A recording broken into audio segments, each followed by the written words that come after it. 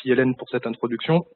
Donc je vais effectivement tenter de vous expliquer en une trentaine de minutes ce qu'est l'IRM, un peu la technologie, quels sont les risques liés à l'introduction d'un dispositif en IRM, en particulier d'un dispositif médical, et les aspects réglementaires et les aspects normatifs de la compatibilité IRM. Tout d'abord, laissez-moi vous présenter ce qu'est une IRM. Alors en pratique, ça se présente généralement sous la forme de la photo du haut, c'est-à-dire un énorme tube finalement dans lequel on va insérer le patient et avec lequel on va pouvoir faire des images. Il faut savoir qu'il existe 35 à 40 000 IRM dans le monde aujourd'hui, ce qui veut dire que chacun d'entre nous va passer 4 IRM dans sa vie en moyenne.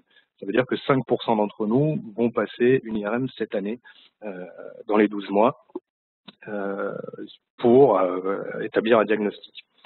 Alors, les IRM, ça peut prendre différentes formes. Je vous l'ai dit, généralement, c'est la photo du haut. On peut avoir des IRM ouvertes en bas à droite ou des IRM dédiés à certains organes, notamment les membres inférieurs, tels que vous pouvez la trouver en bas à gauche.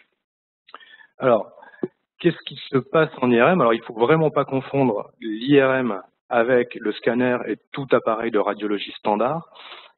Parce qu'en IRM, on n'a pas du tout de rayonnement ionisant. L'IRM utilise ce qu'on appelle la résonance magnétique nucléaire, qui consiste dans un champ magnétique à exciter des atomes avec des ondes radiofréquences pour en obtenir une réponse finalement. Voilà. En IRM, c'est l'atome d'hydrogène, le proton H+, qu'on va cibler, et donc le proton H+, qui est contenu dans les cellules de l'eau, et c'est du coup la densité d'eau dans les tissus qui va permettre de différencier les tissus dans l'image. Donc on a la présence d'un gros champ magnétique, effectivement, généralement à 1,5 ou 3 Tesla.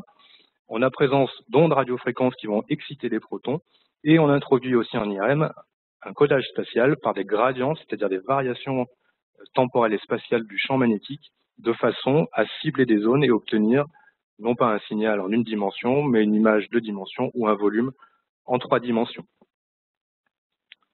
En IRM, on parle très souvent de séquence. Alors une séquence, c'est quoi? C'est un peu comme une partition